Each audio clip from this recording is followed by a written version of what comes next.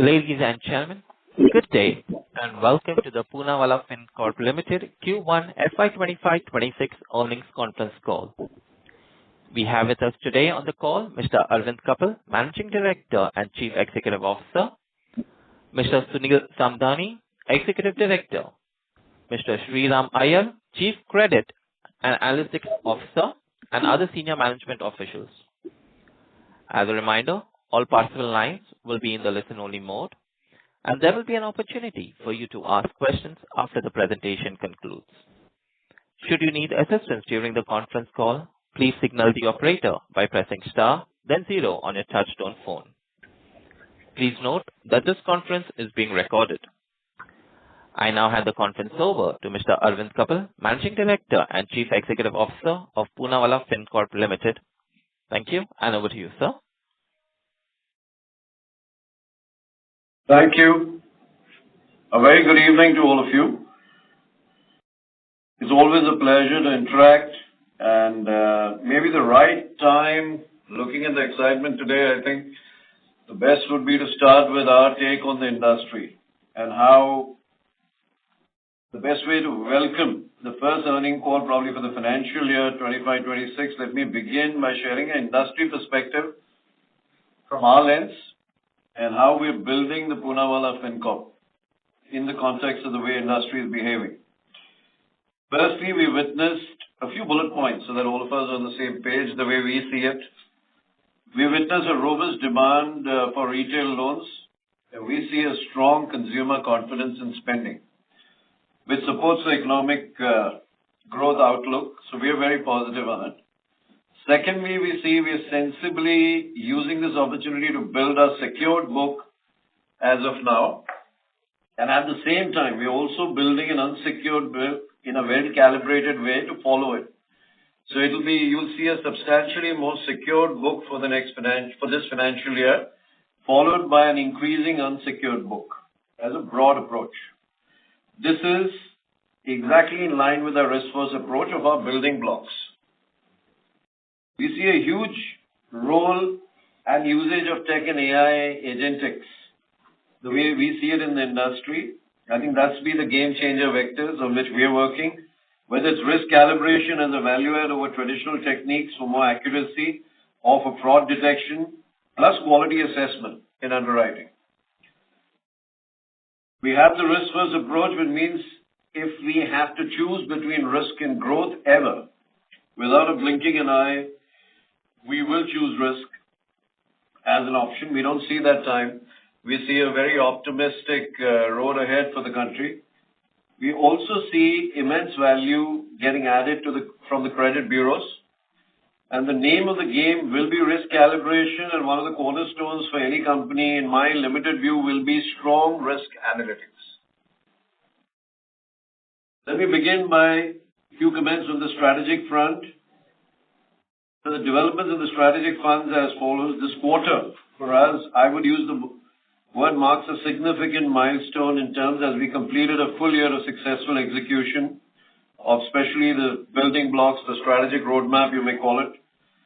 The results are very clearly right in front of all of us. Over the past 1 year, our priority has been on laying robust foundations and building scalable systems. Over the next 4 quarters, 3 to 4, our focus remains on building the AUM, pulling out all the levers that we have set in place. I'm happy to share that we are already seeing a very healthy credit-calibrated growth in the existing products and a very strong momentum in the newly launched businesses that we have over this quarter. Other than AUM, we've also got a clear focus on AI, risk calibration and credit costs, which is now lower compared to the previous quarter and probably a noteworthy number. I'll cover that in detail as well. We've also substantially strengthened our long-term liabilities through raising NCDs. I'll cover that in detail as well. So that's a quick area that I'll cover. Let's start with performance update.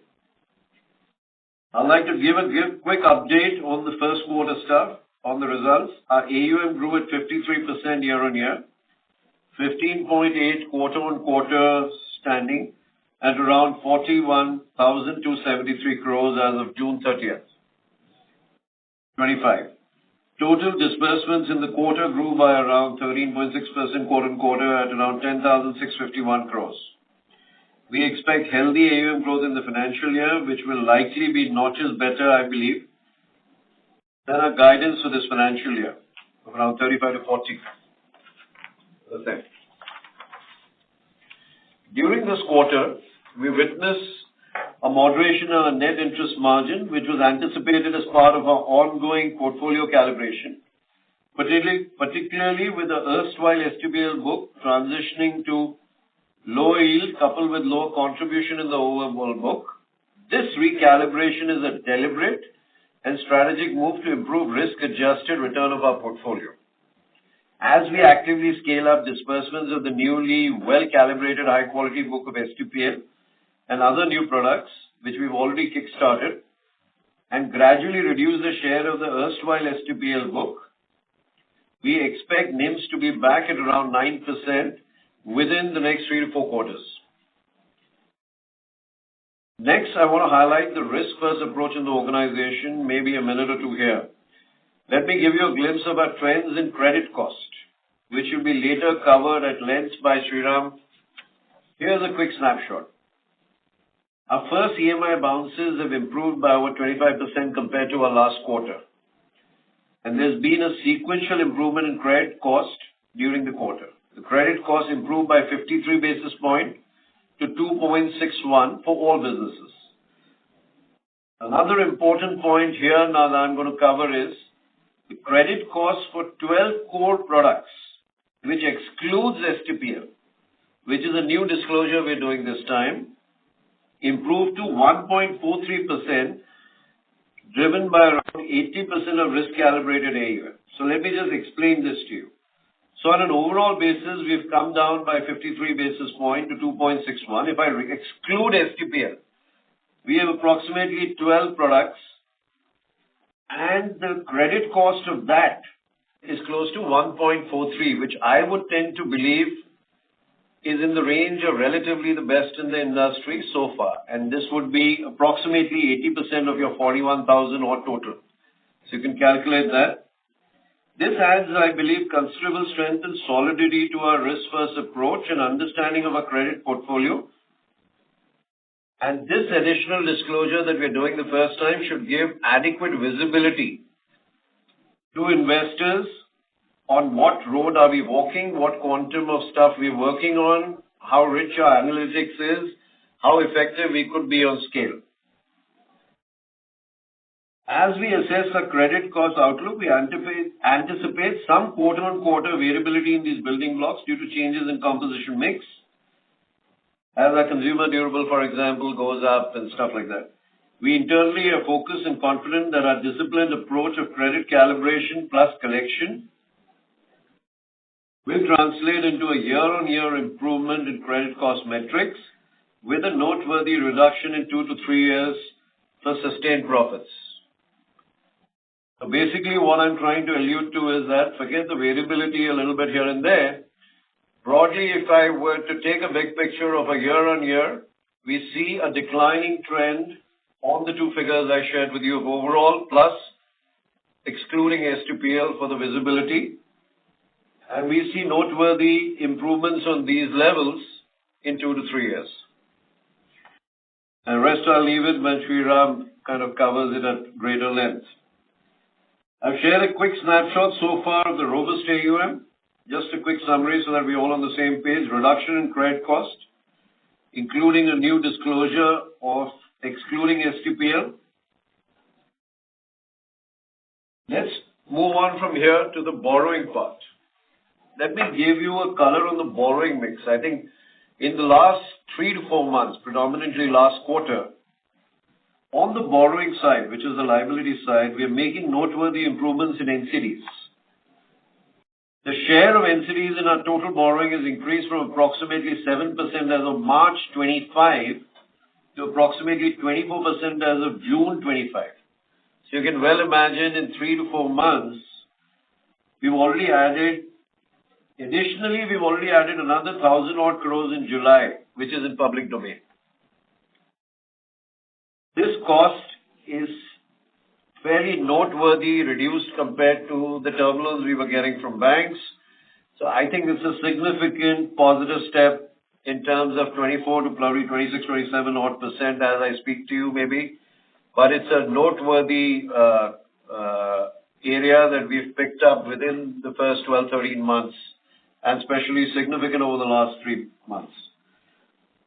Most importantly, the board of directors have approved the raising of the funds by issuance of share equity on a preferential basis to the promoter at the meeting concluded today. Very significant step in my view. Subject to all requisite approvals, the promoter shall infuse 1,500 crores equity capital on preferential basis at a price which we have disclosed in a public domain of 452.5 per share. This, I believe, will strengthen our capital base, infuse further confidence in our long-term sustainable strategy.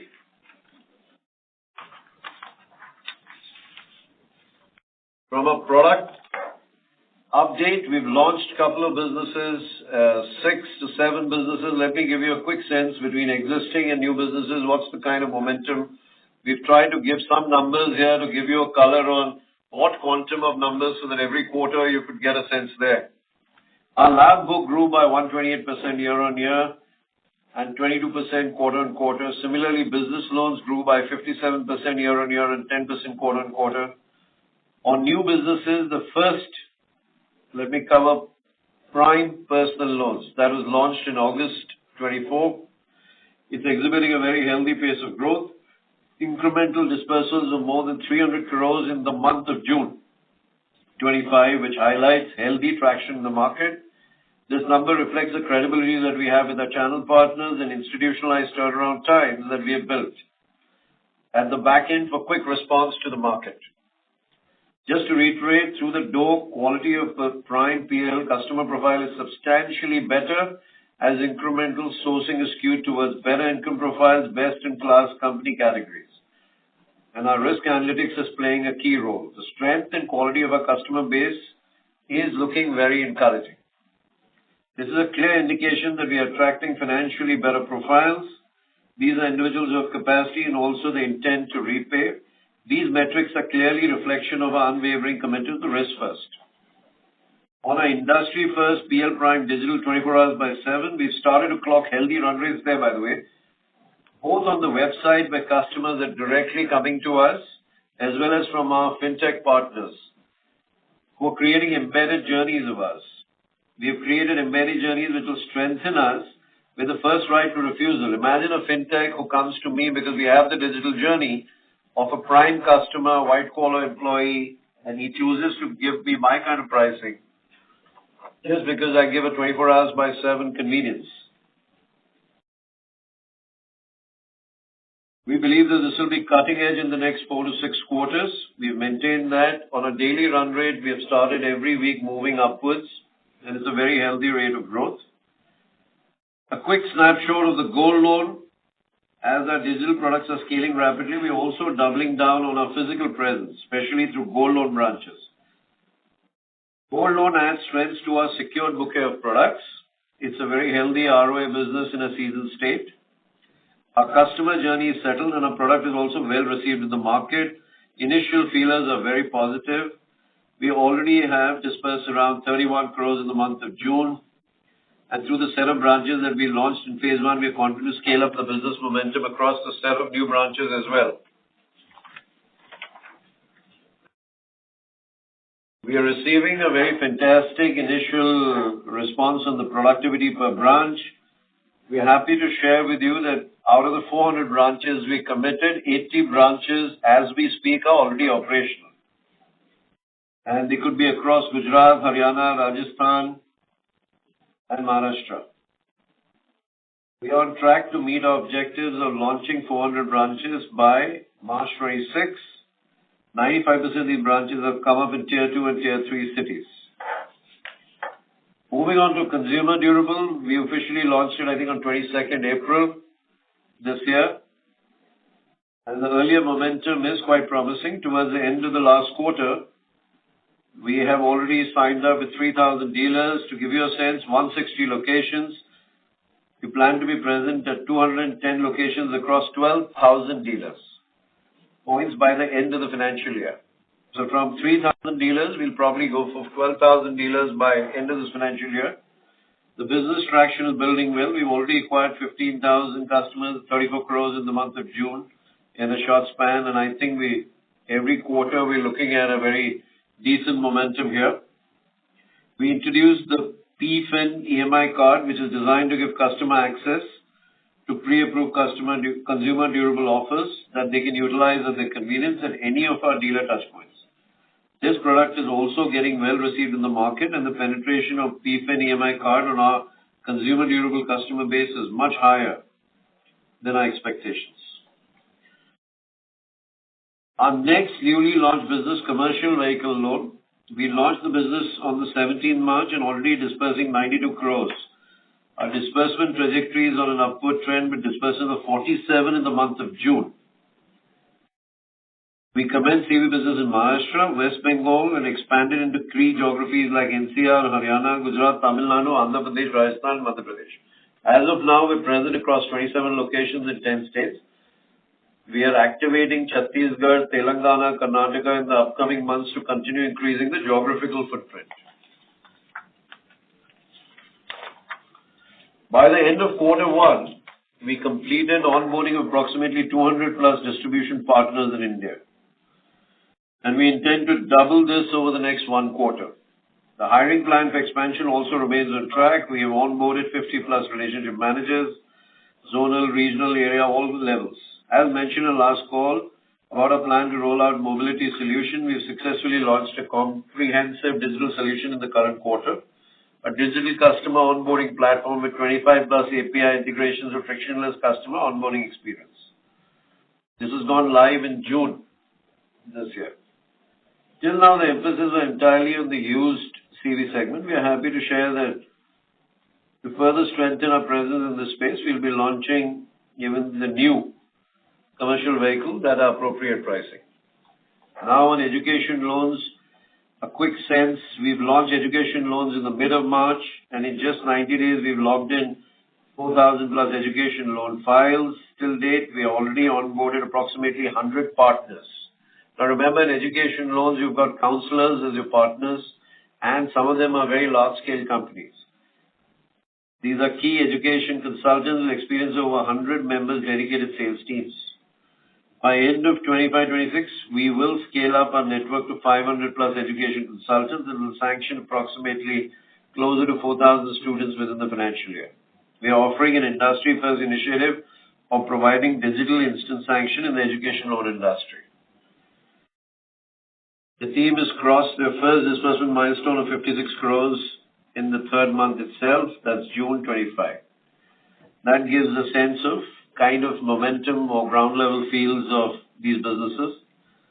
Let me give you a quick sense now, change our course to digital marketing and AI. Let me move on to the most important vectors that give us the cutting edge as we scale.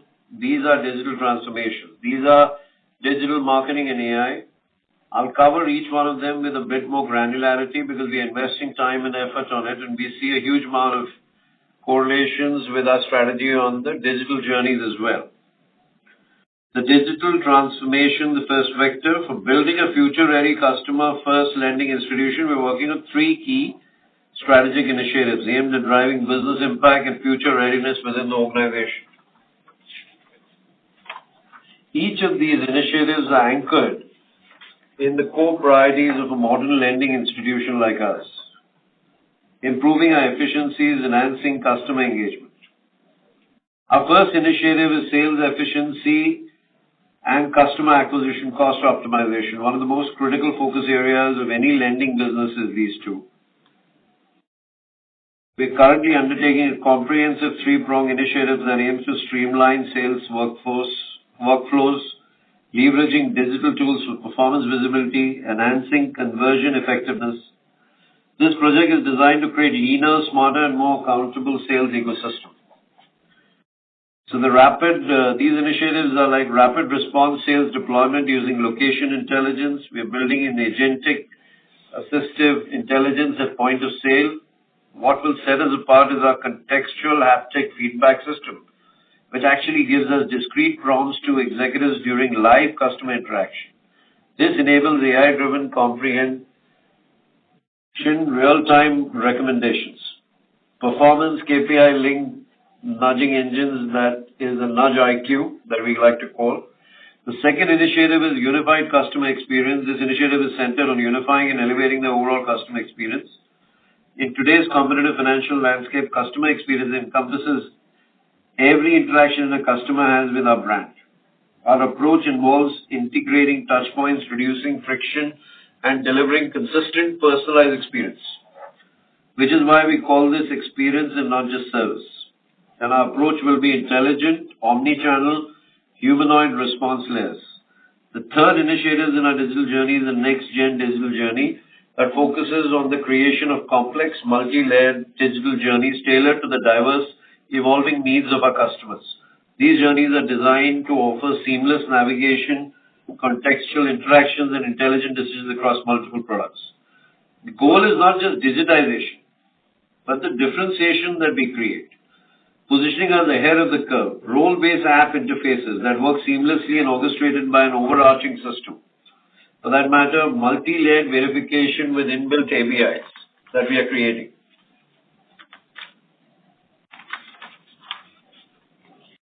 Automatic dispersal pathways. Let me pivot now towards the next most important vector for us and where a lot of work is happening internally. It is expanding our digital reach. While everyone is building the top of their physical footprint, let me tell you that we are not just building the footprint, but also accelerating our digital reach. It's being achieved by building best-in-class digital marketing capabilities and interventions which are focused on creating robust, scalable, and data-driven ecosystem. Let me highlight our progress in few key items. First is the significant progress that we made in scaling our digital marketing initiatives, leveraging AI, both effectiveness and efficiency. On AI-driven experimentation over the past 6 months, we've conducted more than 500 experiments across various vectors, including location, audience segmentation, creative personas, and end-to-end funnel optimization. These experiments have enabled us to scale our digital marketing efforts by 5x, which is why I'm making the effort of sharing this with you, because making a lot of difference to the customers who are moving to us on the website. That's the key takeaway. Imagine a company that had nothing on the customers coming on the website or app, and today on a daily basis or weekly basis, we have significant increase. Now to diversify and strengthen our acquisition strategy, we're moving towards an omni-channel engine to expand our digital presence and reach target customers via various channels. We've achieved channel diversification towards app. Today, 44% of digital marketing dispersals are coming from app, results of a strategic transition from a web-only source model to a more diversified web plus app sourcing strategy. We're in the process of scaling our presence beyond Google and Meta ecosystem across multiple digital affiliates, publishers, networks, enabling us to access ad inventories across thousands of platforms with AI-led time biting at lower cost of acquisition. This is a pretty significant step because this will start creating a cutting edge for us in attracting customers. And these acquisition costs start getting lowered with times to come. Third, we're investing in optimizing the entire customer journey to improve conversions and manage acquisition cost. We conducted an in-depth analysis to understand our customer behavior and key motivation factors, driving them to take action and utilizing the insights to get them back on the journey. We've established early warning mechanisms to identify and address potential breakages in the funnel in the real time. This proactive approach has helped us improve end-to-end funnel conversions. Fourth, we are focusing on building capabilities that help enhance our visibility on AI-powered answers. On search engines, AI platforms as of today, a large part of Google search results is driven by AI. Fifth, we are investing in AI-led MarTech for growth, onboarding industry-best tools to manage our own channels, such as WhatsApp, SMS, rich communication service, we could call it, which offers unparalleled opportunities for high conversion campaigns. Sixth, we are revamping our app to drive engagement. Our monthly app installation has grown by 10x in the last 3 months, depicting the growing importance of mobile platforms. So these are a fair amount of effort and time and investing happening in this area. With this, I'll now cover the next important vector. The key emerging strength for us is AI. We've launched a long-term initiatives to predict customer health through a unified risk and revenue lens. We are creating a dedicated innovation space that brings analytics and AI together. We believe this fusion could create the magic and excitement that creates a set of new products, fostering rapid and iterative learnings. That's important, right, for a company to kind of generate something on a constant basis. And that's the kind of machine we are trying to build in our heads and in reality. By embedding this fusion of technologies into our customer onboarding processes, we gain a 360 view of each customer's profile, assessing credit risk, revenue potential, and overall health in the real time. It's a long duration project, and we are working with IT on this. It's a very rich project and fair amount of work required on it.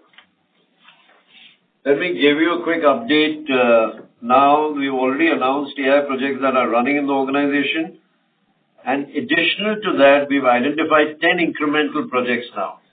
This is just to give you a sense that now we're scaling a total of 35 projects of relevance, of which 8 are already completed, by the way, and executed. Let me give you an update on the incremental projects. A quick snapshot. I'll run through it just to give you a sense.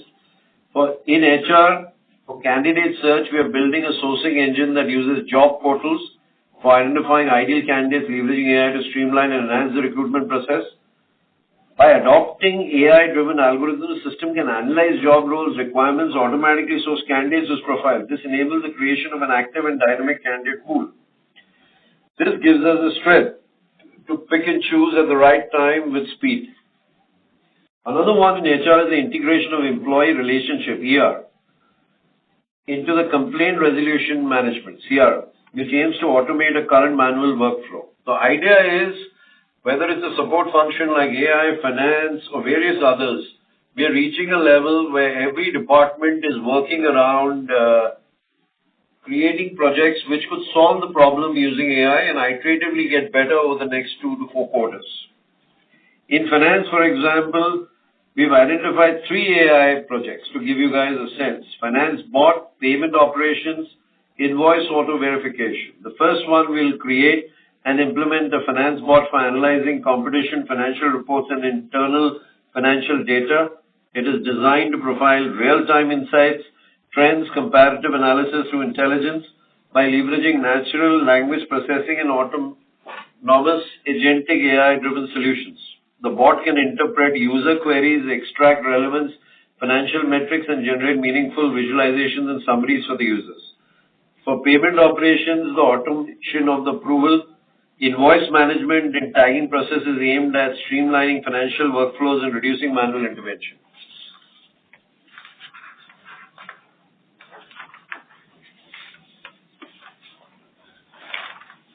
By implementing intelligent automation, the system can efficiently route invoices for approval, manage records with minimum errors. This enhances operational speed, ensures compliance with internal policies, overall leads to faster processing, better audit readiness, and of course, productivity. Another AI project that is worked on in finance is invoice auto verification, where invoice will be read and verified based on the policy. This process of reading and verifying based on predefined policies and use cases designed to enhance accuracy and efficiency by automating invoice validation.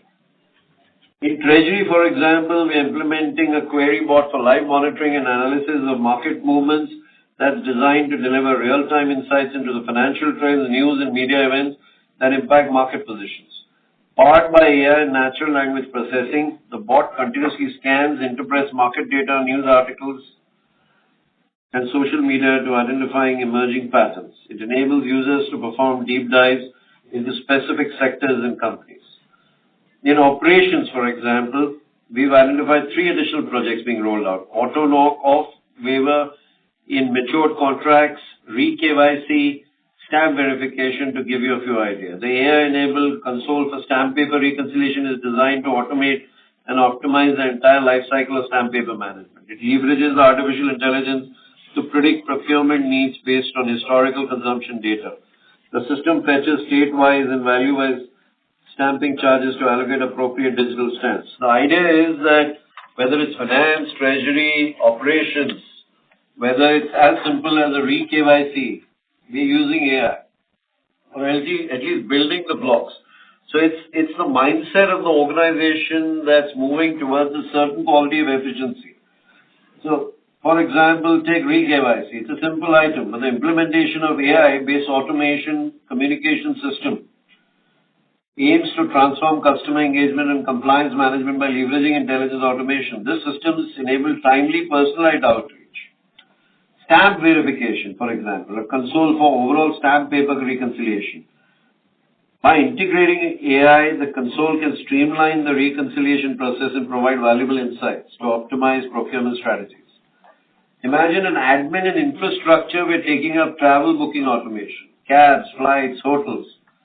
So the chatbot interacts with the users to collect their trip details and then processes the booking through integrated service platforms. So it's not about how big or small it is. It's about the message I want to leave is that the AI that we started off 3 quarters ago, we're building it and trying to transform. I think we managed to get the mindsets changed.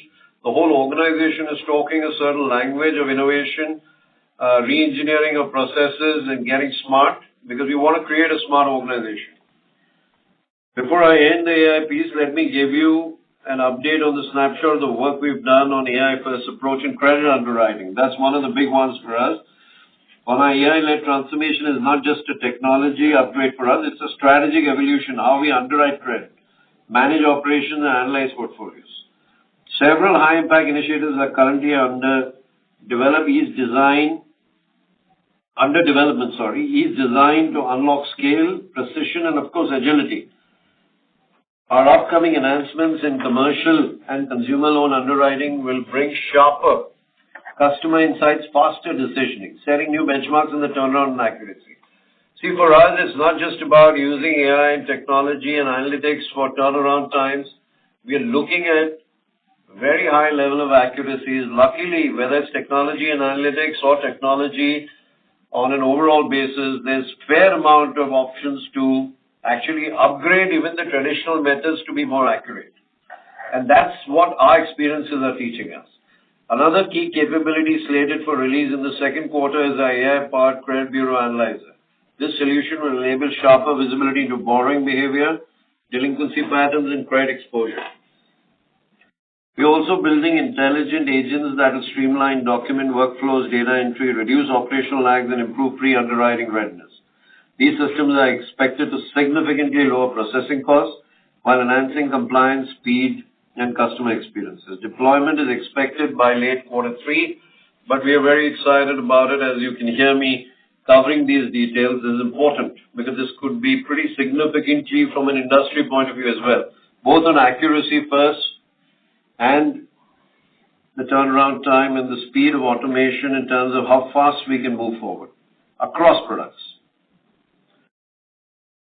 Our work in portfolio intelligence is equally exciting. We're developing advanced ML and LLM-based analyzers that will identify risk signals early, monitor behavioral trends, and generate actionable insights. These tools are designed to simplify month-end reviews, prioritize high-impact segments, and eliminate bias through data-driven clarity, all using natural language interaction with AI. Rollout is planned between quarter 3 and quarter 4. Our direction is clear. We are embedding AI-first approach into our problem-solving ability. We believe that institutions that integrate AI-first strategy and user centricity into their core will lead the next wave of financial innovation. Quick snapshot on the debt strategy I covered earlier. We continue to optimize the cost of borrowing. We're broadening our lenders investor base. As part of a long-term debt strategy, we aim to achieve a share of NCD of around 35% of our total borrowings over the next couple of years. We shall be following highest standard governance. We've already achieved 24% as of June. In line with the guidance provided in the last call, we've successfully raised about 5,200 crores through the secured NCDs and 250 crores from subordinate tier 2 capital debentures for 54 crores during quarter 1. As a result, our share of NCDs from 7, as I said, was moved to 24. Plus, we've added around 1,004 crores in July itself. Finally, to summarize and put all perspectives, whatever has been said over the last 12 months has been clinically executed with proper planning in every vector of business, with every word of our commitment. Be it new business launches, be it the timeline, be it AUM growth, be it risk, be it AI, be it analytics, be it liabilities, be it NCDs, be it credit cost. That's another one, this one, credit cost. This gives us the conviction that our strategy is professionally on the right track, delivering the intended objective. Our strategy focused on driving innovation through AI, digital journeys, and risk analytics is gaining very healthy momentum. Yes, we've managed to get ET Now's most innovative organization of the year 2025. Additionally, our commitment to enhance customer experience was acknowledged in the Express BFSI Technology Awards. We've also won the Technology Senate Award of AI by the Indian Express Group, and we continue to maintain our confidence on the high for growth trajectory, maintaining a balanced and sensible risk level, and we are very, very conscious of the commitments we make. With this, I'd like to hand over to Sriram to give you a color on the risk management. Thank you. Thank you, Arvind. Good evening, ladies and gentlemen. The government's vision of Viksit Bharat underscores the pivotal role of NBFCs in driving economic momentum. The recent regulatory measures reaffirm the strategic emphasis on NBFC-led credit expansion as a key lever of stimulating growth. Union budget further highlights continued focus on strengthening the NBFC regulatory framework, aiming to improve governance, risk management, and financial stability. A significant change to the new income tax regime by increasing the tax rebate threshold and adjusting the slab structure, resulting in zero tax liability for incomes up to 12 lakhs, is a strong stimulus to the consumption lending. Further, the retail lending trends from the bureaus reflect a healthy growth of 27% from NBFCs year on year. Poonawalla Fincorp strategic investment in the last few quarters of being ready with multiple product lines across the retail lending space aligns with the market potential coupled with the current industry momentum. We are well positioned to capitalize the opportunity with a well-calibrated credit mix. The secured product launches have ensured a balanced AUM mix along with diversification. Our secured mix to the AUM was 49% for the Q1 FY25 to now 57% for the Q1 FY26. Focusing on the asset quality, let me give you a glimpse on our key trends. Our GNPA has remained stable at 1.84%. Our first EMI bounces have improved over 25% compared to last quarter. There have been sequential improvement in the annualized and quarterly credit cost. The annualized credit cost improved by 288 basis points. That's from 5.49 in FY25 to 2.61 for the Q1 FY26. The quarterly credit cost have improved by 53 basis points from 3.14 for the Q4 FY25 to 2.61 for the Q1 FY26. Please note, the details shared is for the overall PFL book. We are doing an additional disclosure of 12 businesses without STPL, wherein the credit cost is 1.43%. This 1.43% is driven by approximately 80% of the risk-calibrated AUM, reflecting PFL's robust credit underwriting, collections, and portfolio management practices, positioning it favorably within the industry landscape. As we assess our credit cost outlook, we anticipate with composition mix changes in the building block phase, we maintain a guidance of 1.5% to 2%, but internally we are committed and confident that our disciplined approach of credit calibration plus collections will translate into improved credit cost metrics year on year with noteworthy reduction in 2 to 3 years for sustained profits. A quick snapshot of the erstwhile STPL portfolio. which was at 8% of the total on-book AUM as of March 25, we are down to about 4% as of June 2025. Our credit cost for erstwhile STPL book has come down to 64 crores for the quarter 1 FY26 as compared to 137 crores in the quarter 4 FY25, which is a reduction of 53% over the previous quarter. We are actively monitoring the rollout of our digital lending products across both salaried and self-employed segments. Our strategy focuses on expanding credit swim lanes to capture business opportunities while maintaining prudent risk controls. Teams are continuously refining the decision engine framework, leveraging diverse data sources to enhance credit assessments. Further, let me give a short deep dive on key drivers the team focuses on supporting the calibrated risk framework as we build our AUM. On the design recalibrations, the diversification in the business strategy leads to shift in sourcing mix, aligning to the change requires a continuous risk calibration process. In-house models go through a continuous evolution, focusing on building sharper cohort-level models driven by varied sources of information. With the increasing complexity and variety of data coupled with the new product launches, multi-layered model strategies are being designed. The risk strategies driven by the model support data-driven decisions, focusing on operational efficiency of the credit processes, addresses through auto-rejection, augmenting the risk framework via deviation level, risk mitigation, exposure limitation, and pricing. Our pivotal transformation quarter-on-quarter in debt management practices and initiatives shoulder the strategic business growth and providing the confidence to scale. This is powered by advanced analytics, Gen AI, and best-in-class digital collections infrastructure.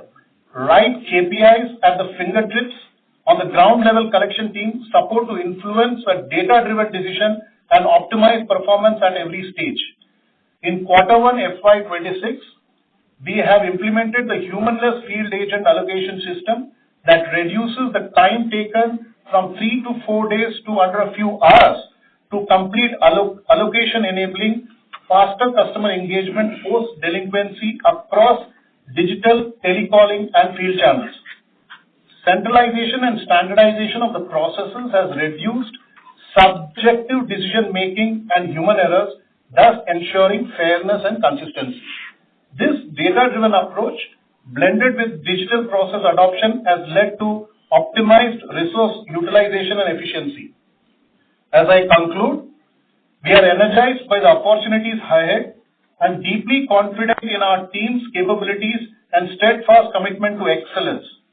By harnessing our technological edge and staying anchored to a risk-first approach, we remain focused on consistently delivering remarkable results. Over to Sunil. Yeah, thank you, Shriram, and good evening, everyone. Let me quickly take you through the financial highlights for the quarter. The assets under management stood at 41,273 crores, reporting a strong growth of 53% year-on-year and 16% quarter-on-quarter.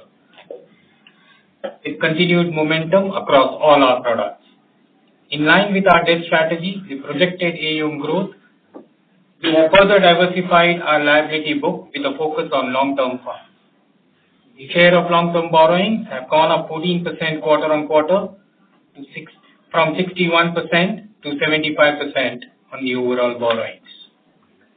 As of June of 2025, we increased our NCD mix, including the surplus, to 24% of the overall borrowing from about 6% in March of 2025.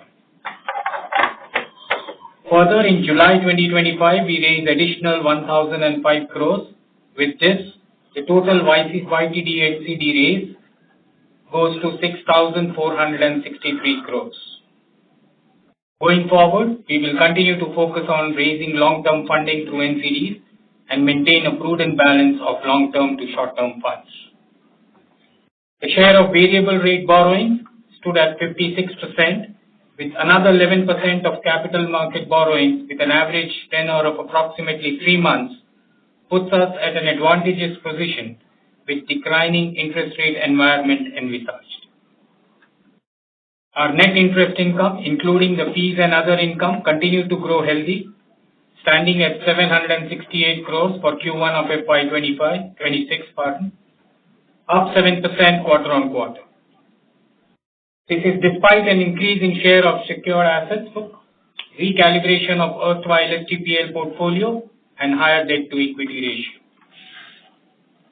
The cost of borrowing lowered to 8.04% for the quarter versus 8.07% in Q4 of FY25. This again is despite increase in share of long-term borrowings. Our OPEX to average AUM stands at 4.8% as we continue to invest in new businesses and distribution. In line with our growth strategy, during the quarter, we increased our employee base to 4,685 and expanded our branch network. Our pre-provisioning operating profit, the PPOP, during the quarter was 325 crores. As mentioned, the asset quality remains stable with gross NPA at 1.84% and the net NPA at 0.85%. The provisioning coverage ratio stood at 53.93%. Our profit after tax at 63 crores during the quarter, as the company is making significant investments in new businesses, branches, AI, and technology. The debt-to-equity ratio stood at 3.72 times, which gives us enough headroom for growth. The capital adequacy ratio continues to remain healthy and comfortably above the regulatory requirement at 20.55% for the quarter, as of 30th of June, of which the Tier 1 capital is 19.02%. The liquidity coverage ratio stood healthy at 130% as of 30th of June 2025. On the liquidity front, we remain comfortable with positive cumulative mismatch across all buckets and a surplus liquidity of 4,465 crores as of June 30th, 2025. Thank you for your patient hearing, and now I would like to open the floor for question and answer session. Thank you. Ladies and gentlemen, we will now begin the question and answer session. Anyone who wishes to ask a question may press star and 1 on their touchtone telephone. If you wish to remove yourself from the question queue, you may press star and 2. Participants are requested to use their handsets while asking a question. Ladies and gentlemen, we will wait for a moment while the question queue assembles. The first question comes from the line of Chintan Shah from ICICI Securities. Please go ahead. Thank you for the opportunity and congrats on the quarter. So, sir, firstly, on our MSME book, so like it is around 1/3 of the total book. So, could you help me with the split into secured and unsecured for our MSME book, which is 36% of the overall book? Yeah, so that was the first question. Yeah, so if you ask me the MSME book, around 65 to 70% of my business is mortgages, which is LAP, of which 75 to 80% are all self-owned property. So to that extent, the LAP book is behaving extremely well for us. Overall, I think sorry, carry on.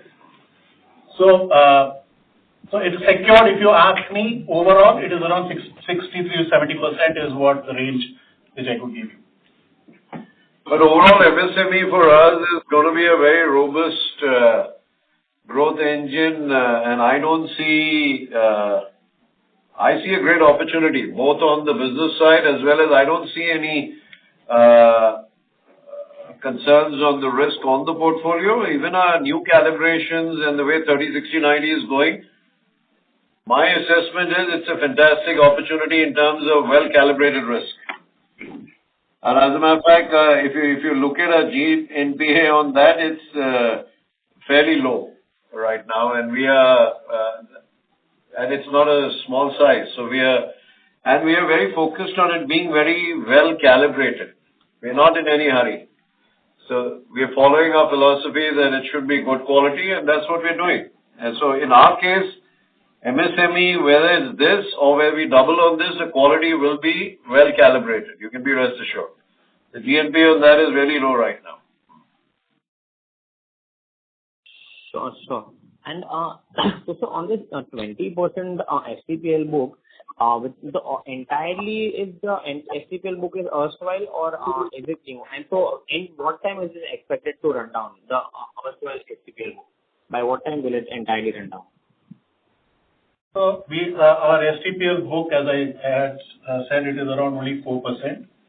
No, he's talking about 4% is your old STPL. Old STPL. He wanted a breakup. Yeah. So the old STPL is around 4%. The rest of it, which you see, is new, well calibrated.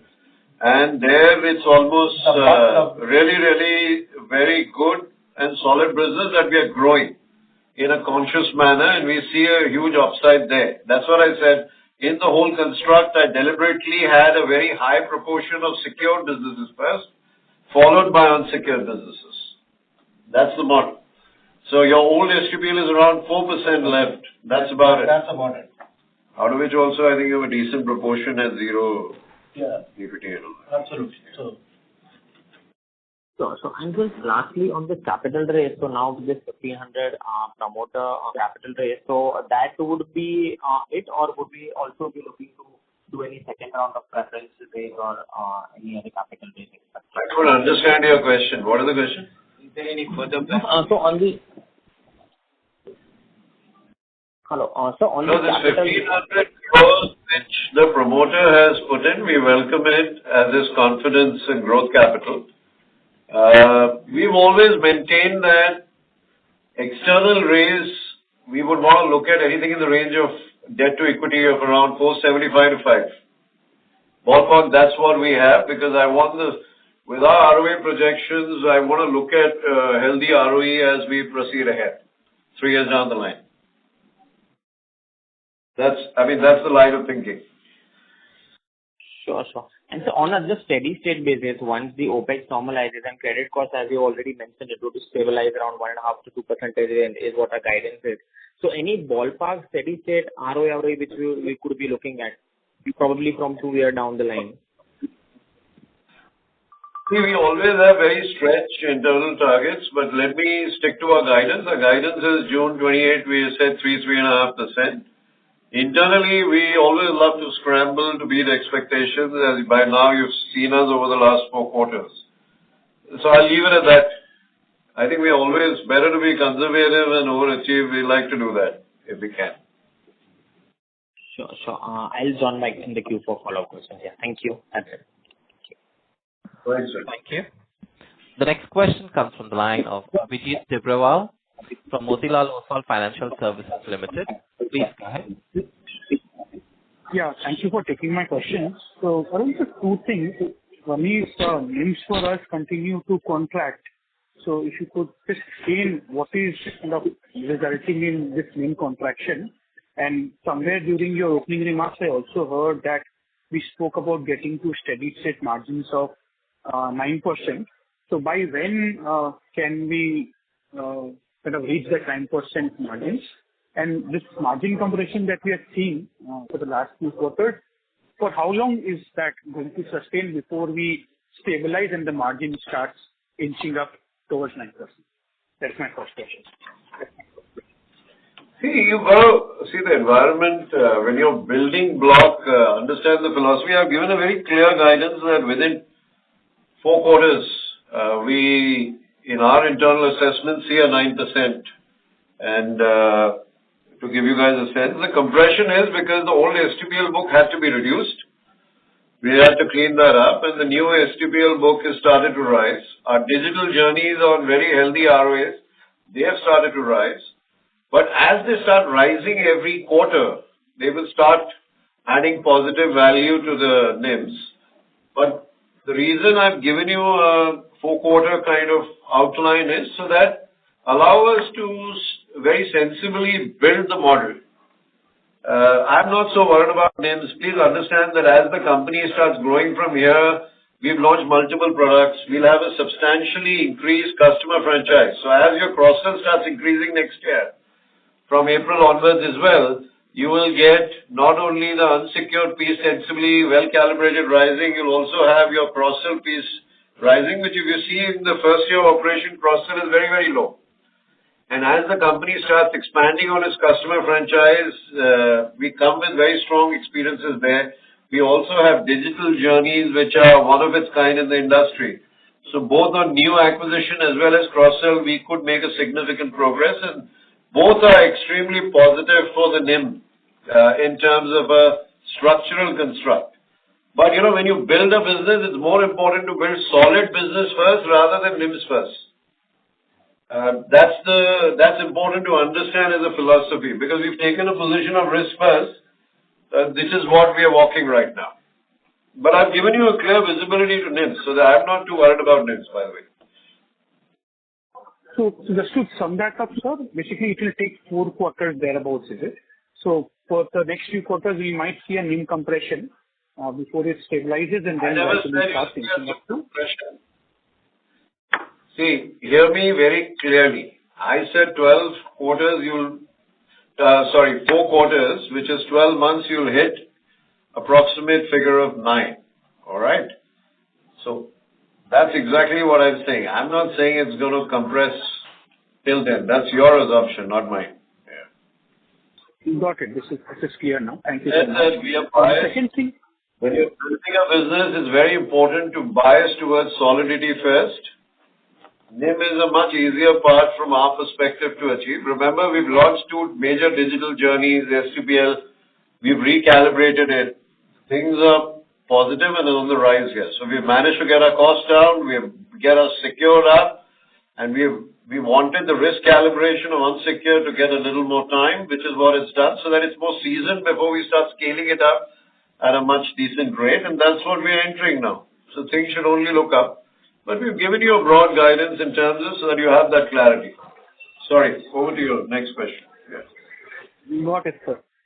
This is useful. Sir, the second thing was on credit costs. While you guided for steady-state credit costs of 1.5 to 2%, I mean, what we're seeing now remains significantly elevated.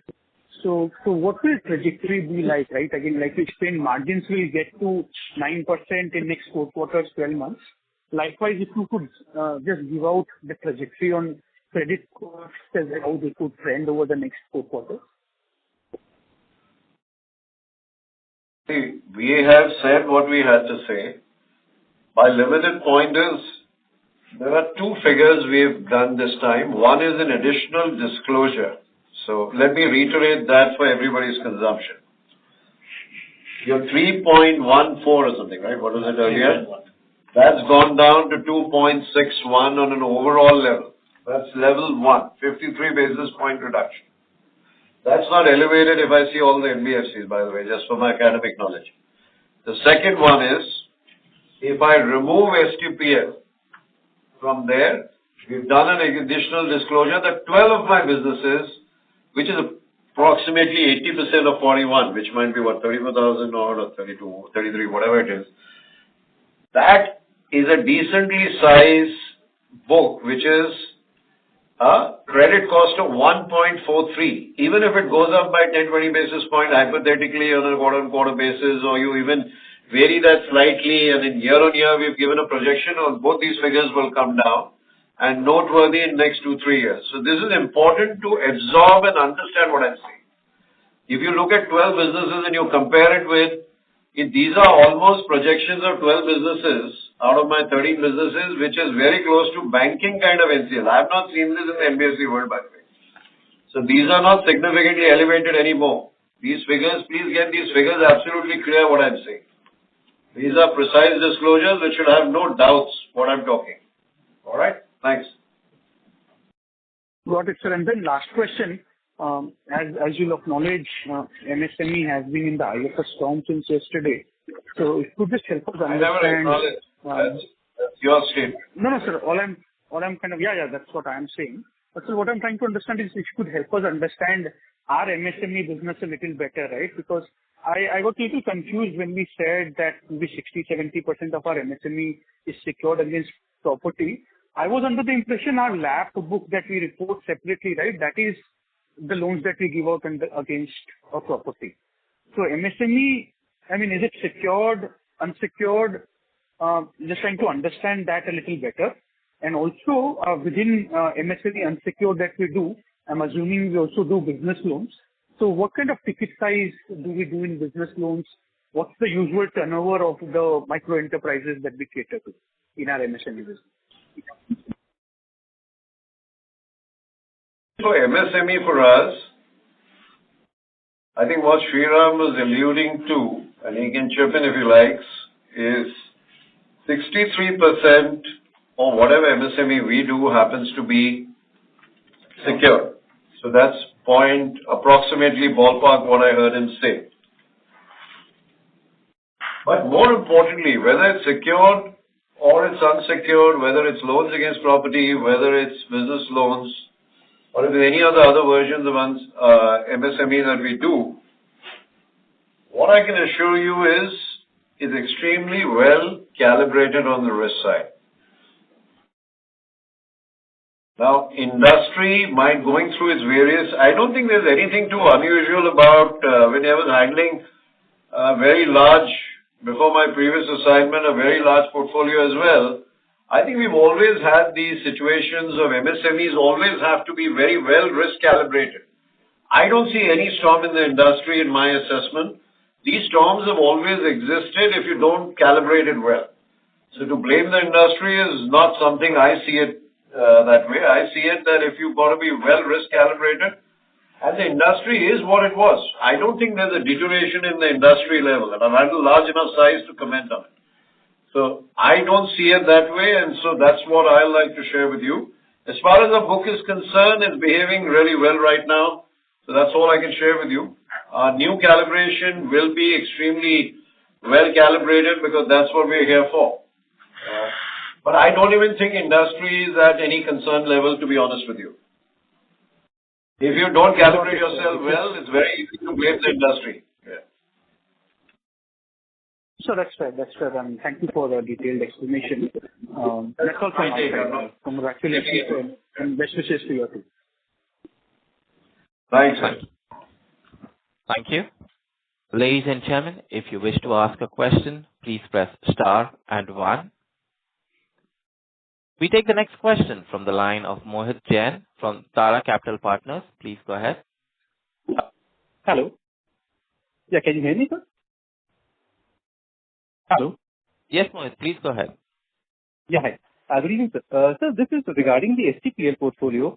I guess it was 8% in last quarter, and right now I think it's down to 4%.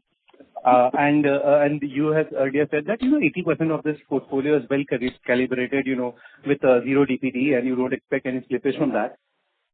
So for the remaining 20% of the portfolio, right now I think you have said that the figure for the STPL provision is 67 crores. That seems to be pretty high NPA we are having in that portfolio. Can you just clarify on this one, sir? See, if you look at even the balance book, as I said, yeah, we have a substantial amount, as I last time disclosed, it's a zero DPD book. Second is, we are carrying sufficient provisioning. Okay, so to that extent, I don't see any kind of a issue out there. Second is, from a collection efficiency standpoint, we have significantly improved our collection efficiency. So, with a 4%, with a zero DPD book, which is substantial enough, and we have a sufficient provisioning around it, I don't see any issue. And if you ask me, the problem is actually doesn't exist now anymore. This is just over next 7 to 8 months, it may kind of run off. And we have sufficient provisioning around that. कोई पूछ रहा है कि इतना provisioning क्यों रखा है? उल्टा पूछ रहा है. No, sir. Just to clarify, sir, once, just to reframe the question. So right now the STPL book is, the old STPL is around 1,700 crores, like 4% roughly. And if you're saying like 80% is well calibrated, so the remaining 20% is around 500-600 odd crores, on which we already had a quarterly provision of 60-70 crores. So that number seems to be very high on a, like, so is it fair to say that 80% of the book is completely clean and this 20% is almost going to be a return of sort of a book which is gradually, we don't expect much recovery there? To be honest, better to be conservative on that, and we like to believe the same, but it's better to be watchful till it's gone. All right? Okay. Yes. Thanks, sir. That was the only question. Thank you. The next question comes from the line of Ketav Shah from Anand Rathi. Please go ahead. Good evening, sir. Just one question on the MSME book. In terms of credit underwriting, we have always harped on stronger credit underwriting. If you can tell us a bit more about the book in terms of leverage, financial leverage of your customers, what proportion of the book would be to more than 3 or 4 lenders, something like that, if at least at the start of it. Yeah. So, Ketav, this is Sriram here. In fact, that's a great question, and I kind of you actually answered my point. The biggest challenge today in the MSE book was the leverage part of it, and that's where we look at the number of inquiries in those set of customers, and if the inquiries are more than 2 to 3 even inquiries, forget about even being a third or the fourth lender, we don't even look at those kind of transactions. That's one of our gatekeeping criteria, and that's one of the reasons where our MSME book is fully under control. Yeah, that's a good question, and actually it answers what probably maybe we should have answered in the first time. So it's a good question, and that's why you see that our quality of the book always remains a little more risk calibrated, because some of these things we don't get very tempted to kind of walk something which we're not very comfortable with. Sure. Thank you. I think that was my only question. Thank you. The next question comes from the line of Sanjay Chawla from Renaissance Investment Managers. Please go ahead. Good evening. Thank you for the opportunity. So my question is, you mentioned that ex-STPL, on your core book, the ex-STPL credit cost is 1.43%. Can you give a sense of what has been your credit card experience on the new STPL book so far, especially in this quarter?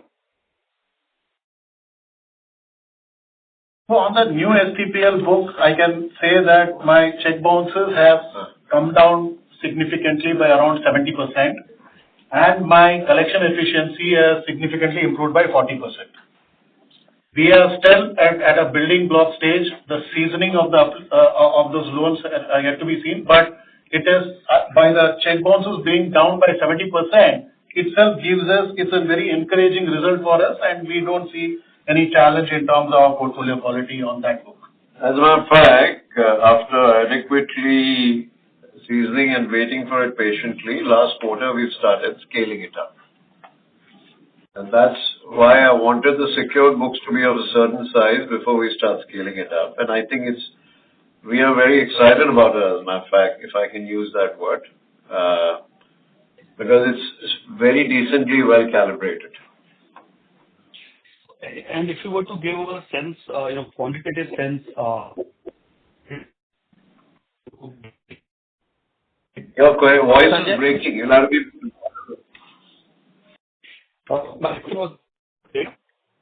Sanjay, I do apologize to interrupt you there, but your audio is not coming through. Am I audible now?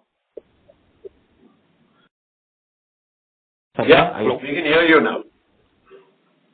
So my question was to quantify it, the credit cost on your new STPL book, would it be higher than the blended 2.61% this quarter?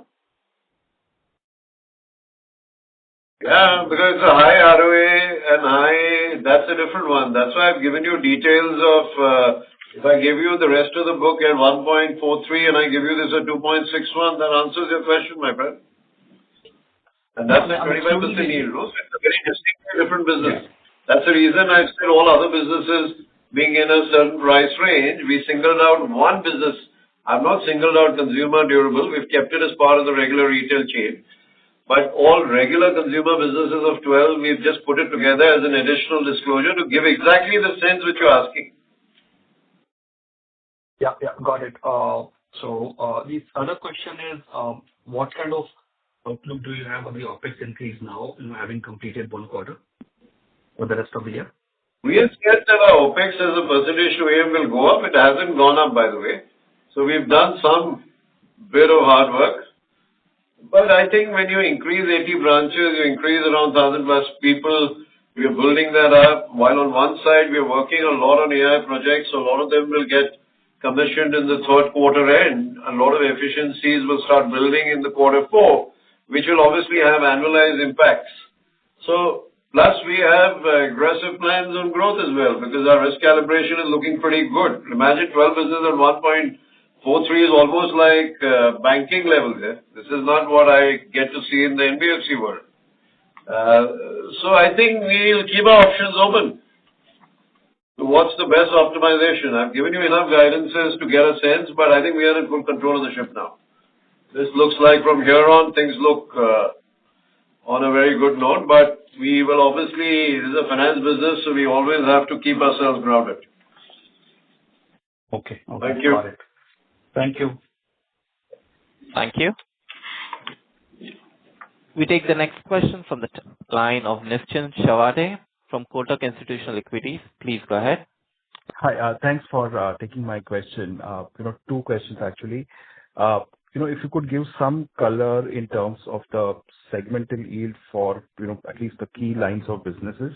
And the other thing is, some sense in terms of sourcing mix that you're looking at versus, which is basically broken up into in-house versus a third party sort of a distributor, either digital or physical. See, our bias is all our businesses have been designed keeping in mind 3.5% ROAs. Now, I don't think on an earnings call I can summarize all yields, but these are obviously healthy yields. Our cost of borrowing, if I have, my OpEx costs, if I have to make it 3.5, all 6 businesses that I have launched with a bias towards healthy ROAs, because that's what we've given a commitment we want to reach or exceed, whatever. So, with that, we also have STPL that we have managed to reduce our bounce rates, get the thing recalibrated. We have a lot of digital journeys that we even run on higher pricing than regular businesses that we run for price for convenience, whether it's personal loans, and we are surprised positively to see that our daily run rates seem moving on a healthy level at very decently high yields. Some of them are even at a 4% ROAs. So I think that's how I normally like to answer these questions, is sort of giving our competing strengths sort of what pricing each business I do. But it's all healthy pricing. We're in this business to make money. So we're very clear, risk calibrated, and we're going to make money on this. So this has to be on healthy ROAs, which is why you see some of the businesses which are low ROAs have not launched only. Well, they're much easier to do.